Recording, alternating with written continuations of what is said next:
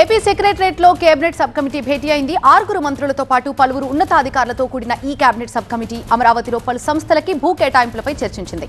గత టీడీపీ ప్రభుత్వ హయాంలో పలు సంస్థలకి భూ కేటాయింపులపై ఫోకస్ పెట్టిన సబ్ కమిటీ అమరావతిలో గతంలో ఏ సంస్థలకు ఎక్కడెక్కడ ఎంతెంత భూ కేటాయింపులు జరిగాయనే దానిపై ఆరా తీసింది.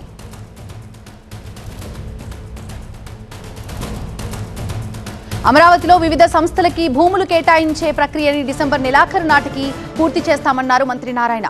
గతంలో భూములు కేటాయించిన 130 సంస్థలకి భూములు ఇచ్చేందుకు సిద్ధమన్నారు. వివిధ సంస్థలకి కేటాయించిన భూముల వివరాలను మంత్రి వెల్లడించారు. మొత్తం అప్పుడు 131 మందికి ఇచ్చింది. 131 అందరికీ లేఖ రాయటం కొత్త వచ్చినవన్నీ కూడా పరిశీలిస్తున్నాం. ఇప్పుడు ఈఎస్ఐ హాస్పిటల్ యాక్చువల్గా అది కొత్తది, యాక్చువల్గా అప్పుడు లేదు, వచ్చింది. అదేవిధంగా కొన్ని కొత్తవి కూడా వచ్చినాయి. వాళ్ళందరికీ కూడా లెటర్ రాసి వాళ్ళకి ఏం చెప్తున్నామంటే ప్రజెంట్ ఏ రాష్ట్రాల్లో వాళ్ళు ఉండారు, ఫస్ట్ క్వశ్చన్.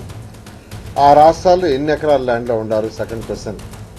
థర్డ్ క్వశ్చన్ ఎన్ని స్క్వేర్ ఫీట్ ఆఫ్ కన్స్ట్రక్షన్ కట్టారు, ఎప్పుడు అసలు స్టార్ట్ చేశారు అక్కడ, తర్వాత ఎంతమంది ఎంప్లాయీస్ అక్కడ ఉన్నారు, ఎడ్యుకేషన్ ఇన్స్టిట్యూట్స్ అయితే ఎంతమంది స్టూడెంట్స్ ఉన్నారు. ఇలా కొంత డేటా తీసుకొని అవన్నీ కంపేర్ చేసి దాని ప్రకారం సైంటిఫిక్గా అలాట్ చేయమని యాక్చువల్గా ప్రపోజల్ పెట్టమని అధికారులకు ఆదేశించా. ఆ వర్క్ అధికారులు చేస్తారు. అందరికీ లెటర్స్ రాశారు, ప్రతి ఒక్కరికి లెటర్స్ రాయడం జరిగింది.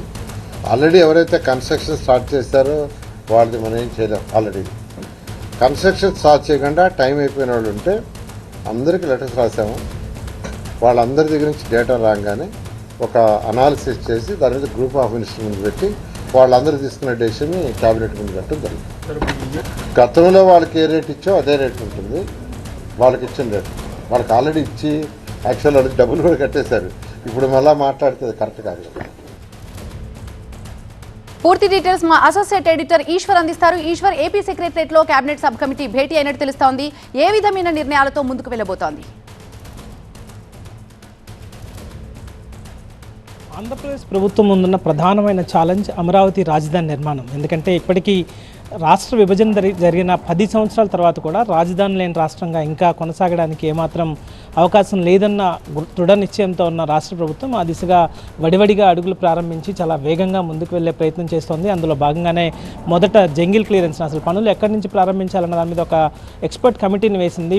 గతంలో నిర్మించిన భవనాల పటిష్టత మీద ఒక రిపోర్టును తీసుకుంది. ఆ తర్వాత జంగిల్ క్లియరెన్స్ చేసింది. ఆ తర్వాత దాదాపు 70-80% నిర్మాణాలు పూర్తయిన భవనాలకు సంబంధించి వాటికి మళ్ళీ టెండర్లు పిలిచి సిఆర్డీఏ లాంటి నోడల్ ఆఫీస్ ఉన్న ఆ కార్యాలయాలతో పాటు మిగతా ఎమ్మెల్యే క్వార్టర్స్ కావచ్చు, లేకపోతే ఐఏఎస్ క్వార్టర్స్ కావచ్చు, వాటికి సంబంధించిన టెండర్లను పిలిచి ఆ పనులను ప్రారంభించింది. మరొకవైపు ప్యారలల్గా ఇతర ప్రాంతాల నుంచి ఇక్కడికి, అంటే చాలా కీలకమైన సంస్థలకి భూ కేటాయింపుల విషయం చాలా కీలకంగా చూడాల్సిన అంశం. ఎందుకంటే రాజధాని చుట్టూ అత్యంత ప్రతిష్టాత్మకమైన సంస్థలు ఉంటేనే ఆ రాజధానికి కావచ్చు, లేకపోతే అక్కడ కమ్యూనిటీకి సంబంధించి వాల్యూ పెరుగుతుంది.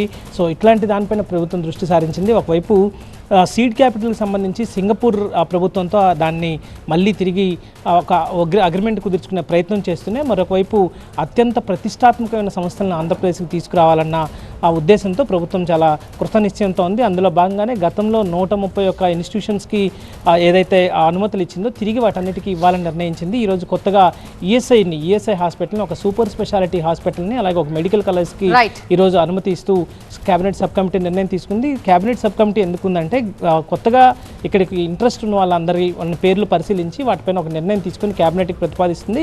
ఆ తర్వాత కేబినెట్ నిర్ణయం తీసుకుని వాళ్ళందరికీ స్థలాల కేటాయింపు ఉంటుంది. సో చాలా కీలకమైన ప్రక్రియ, చాలా అత్యంత వేగంగా పూర్తి కావాల్సిన ప్రక్రియలో రాష్ట్ర ప్రభుత్వం ముందుకు వెళ్తున్న క్రమంలో ఈ సమావేశాలు జరుగుతున్నట్టుగా చెప్పాల్సిందే. Thank you Eshwar, thanks for the updates. ఇది